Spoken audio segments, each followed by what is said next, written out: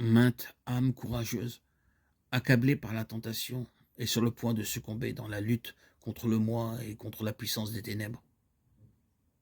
Ne la découragez pas dans ces rudes combats. Réconfortez-la par des paroles d'espérance. C'est ainsi que la lumière de Jésus-Christ peut briller par vous. Nul de nous ne vit pour lui-même.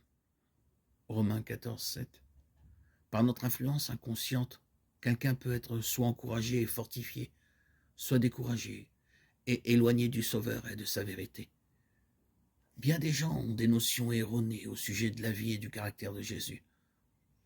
Ils croient qu'il était étranger à toute cordialité rayonnante, dur, austère, sans joie. Bien souvent, ces fausses conceptions déteignent sur l'expérience religieuse tout entière.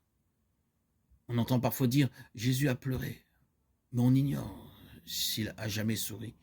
Notre Sauveur était en effet un homme de douleur et habitué à la souffrance, car il ouvrait son cœur à tous les maux de l'humanité. Mais bien que sa vie fût faite de renoncements, de peines, de soucis, son esprit n'était pas abattu. Son visage ne portait pas l'empreinte du chagrin, mais de la plus parfaite sérénité. Son cœur était une source de vie, et partout où il allait, il apportait avec lui le calme, la paix, la joie.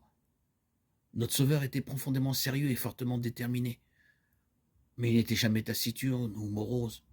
La vie de ceux qui l'imitent aura un but bien arrêté.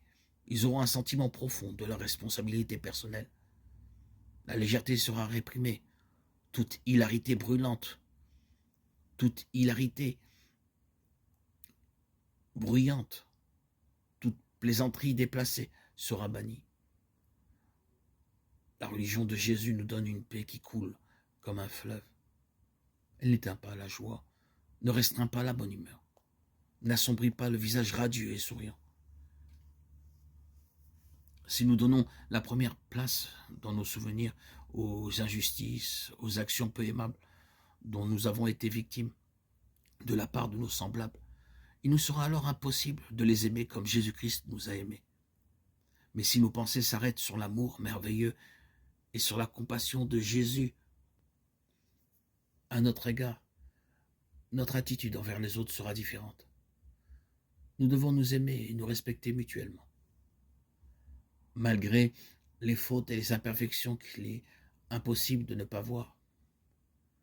C'est en cultivant l'humilité et la défiance du moi que sera extirpé tout égoïsme étroit et que nous deviendrons magnanimes et généreux.